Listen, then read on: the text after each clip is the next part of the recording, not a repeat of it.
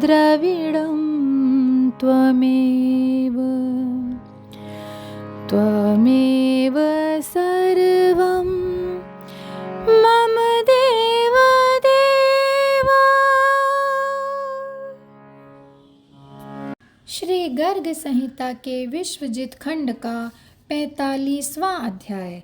रागिनियों तथा रागपुत्रों द्वारा भगवान श्री कृष्ण का स्तवन और उनका द्वारकापुरी के लिए प्रस्थान।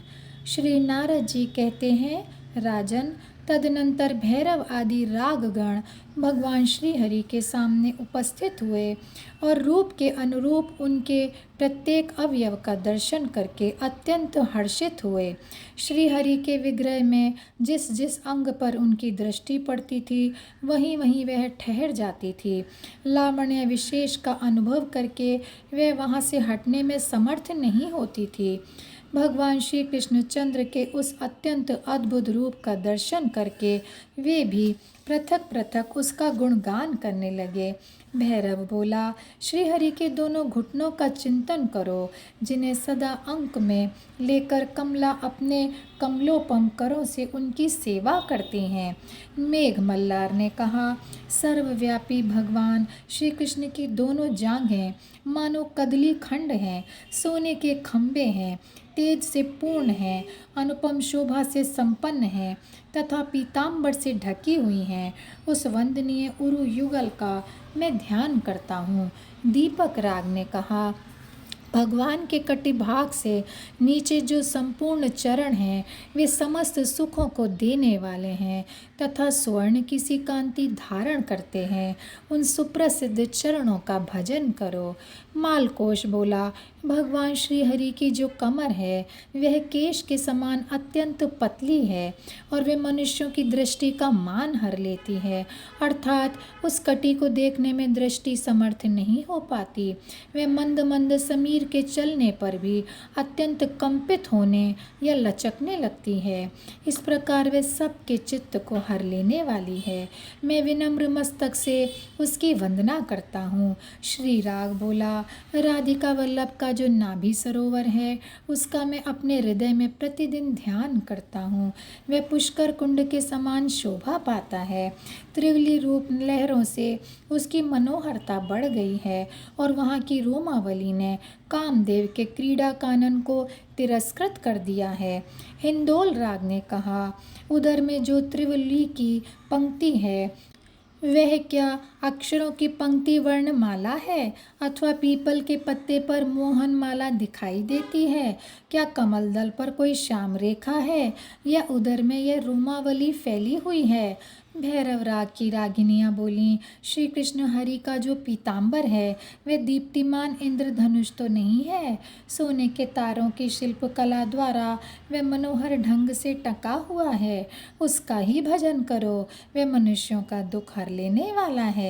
भैरव के पुत्रों ने कहा, भगवन, आपकी चारों भुजाएं चारों समुद्र के समान संपूर्ण विश्व को परिपूर्ण करने वाली हैं, चार पदार्थों के समान आनंददायिनी हैं, लोक रूपी चंदोवा के वितान में दंड का काम करती हैं तथा भूमि को धारण करने में दिग्गजों के समान प्रतीत होती हैं। मेघ मल्लार की रागिनियाँ बोलीं, सर्ववल्लभ भूमिपति भगवान श्री हरि के मधुर अधर का हे मन तू सदा चिंतन कर। वे लाल रंग के बिंब फल की सी कांति से मंडित है तथा नूतन जपा कुसुम के लाल दलों की भांति उसका सुंदर स्वरूप है। मेघ मल्लार के बेटे बोले, परमेश्वर, श्री कृष्ण की जो निर्मल दंत पंक्ति है उसका सदा ध्यान करो। उसने कपूर, केवड़े के फूल, मोती, हीरे, श्रीखंड, चंदन, चंद्रमा, चपला, अमृत तथा मल्लिका पुष्पों की कांति को पहले से ही तिरस्कृत कर दिया है। दीपक राग की रागिनियों ने कहा, भगवन, निज जनों की रक्षा करने में समर्थ तथा अभीष्ट वस्तु देने में दक्ष जो आपके युगल नयनों का कृपा कटाक्ष है वह रात दिन हमारी रक्षा करे। वह कटाक्ष कामदेव के बाणों का परीक्षक है, उससे भी तीव्र शक्ति वाला है। उसने संपूर्ण लावण्य की दीक्षा ले ली है, अर्थात वह समस्त लावण्य की राशि है। उसने अपनी उदारता के सामने कल्प वृक्ष को भी तिरस्कृत कर दिया है तथा तथा उसके एक दो नहीं करोड़ों लक्ष्य हैं। दीपक के पुत्र बोले, क्या ये नूतन कमल के बीच दो कुलिंक गौरैया पक्षी बैठे हैं, या तीनों लोकों के दुखों का नाश करने के लिए दो तीखी तलवारें हैं, या कामदेव के दो विजयशील धनुष हैं, अथवा परमात्मा श्री कृष्ण के मुख चंद्र में युगल भ्रूमंडल शोभा पा रहे हैं। मालकोश की रागिनियों ने कहा, सुंदर कपोल मंडल पर दो चंचल कुंडल नृत्य कर रहे हैं, मानो चंद्रमंडल में दो नागिनें नाच रही हों, अथवा मकरंद से परिपूर्ण कमल पर भ्रमरावली मंडरा रही हो। मालकोश के पुत्र बोले, आकाश मंडल में सूर्यदेव उदित हुए हैं, या मेघमाला में बिजली चमक रही है, अथवा यदुपति भगवान श्री कृष्ण के गंडमंडल कपोल द्वय पर ज्योति के खंड सा कनक निर्मित कुंडल झलमला रहा है। श्री राग की रागिनियां बोली, दो कुलिंग किंवा दो खंजन पक्षियों की पंक्तियों का परस्पर युद्ध हुआ।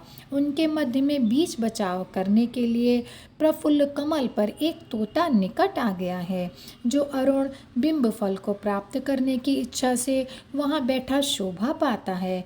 यहाँ कुलिंग या खंजन पक्षी भगवान के दोनों नेत्र हैं। उनके बीच में बैठा हुआ तोता नासिका है, प्रफुल्ल कमल मुख है और अरुण बिंब फल अधर है। श्री राग के पुत्र बोले, जिन्होंने अपनी कमर में पीताम्बर बांध रखा है, मस्तक पर मोर मुकुट धारण किया है और ग्रीवा को एक ओर झुका दिया है, जो हाथ में लकुटी और वंशी लिए हैं तथा जिनके कानों में कुंडल हिल रहे हैं, उन पटुतर नटवर वेशधारी श्री हरि का मैं भजन करता हूँ। हिंदोल राग की रागिनियाँ बोलीं, जिनकी श्याम कांति की अलसी के फूल से उपमा दी जाती है, जो यमुना के तट पर कदम्ब कानन के मध्य भाग में विराजमान हैं तथा नई अवस्था की गोप सुंदरियों के साथ विहार करके हुए शोभा पाते हैं, वे वनमाली हम सबके मंगल का विस्तार करें। हिंदोल राग के पुत्रों ने कहा, हरे भूतल पर मेरे समान पातकी नहीं है और आपके समान कोई पापापहारी भी नहीं है, इसलिए आपको जगन्नाथ देव मानकर मैं शरण में आया हूँ। आपकी जैसी इच्छा हो वैसा मेरे प्रति कीजिए। श्री नारद जी ने कहा, राजन, रागों द्वारा किए गए उपर्युक्त ध्यान को जो सदा सुनता अथवा पढ़ता है, भक्त वत्सल भगवान श्री कृष्ण उसके नेत्रों के समक्ष प्रकट हो जाते हैं। इस प्रकार वेद आदि को अपने स्वरूप का दर्शन करा के साक्षात श्री हरि उन सबके देखते देखते चतुर्भुज शांगपाणी बन गए। इस प्रकार श्री कृष्ण का दर्शन करके जब वेद देवता लोग अपने गणों के साथ चले गए, तब सेना में अपने पुत्र यदुकुल, तिलक, शंबर, शत्रु, प्रद्युम्न को स्थापित करके परात पर भगवान श्री हरि ने अपनी द्वारकापुरी में जाने का विचार किया। मिथिलेश्वर, उनके रथ पर मंजीर, घंटा और किंकिणी की मधुर ध्वनि होने लगी। सुंदर कांस्य पात्र झांझ की आवाज भी उसमें मिल गई। दारुक ने उस रथ में सुग्रीव आदि चंचल घोड़े जोत दिए। वह उत्तम रत्न युक्त आभूषणों से सजाया गया था। उसके आगे वेद मंत्रों का भी घोष होता था और उसके ऊपर का गरुड़ ध्वज प्रभंजन के वेग से फहरा रहा था। ऐसे रथ के द्वारा वेदपुरी को छोड़कर परमात्मा श्री हरि यादव वृंद से मंडित द्वारकापुरी को चले गए। और यहीं पर यह अध्याय समाप्त होता है। जय श्री कृष्णा, जय श्री कृष्णा, जय श्री कृष्णा।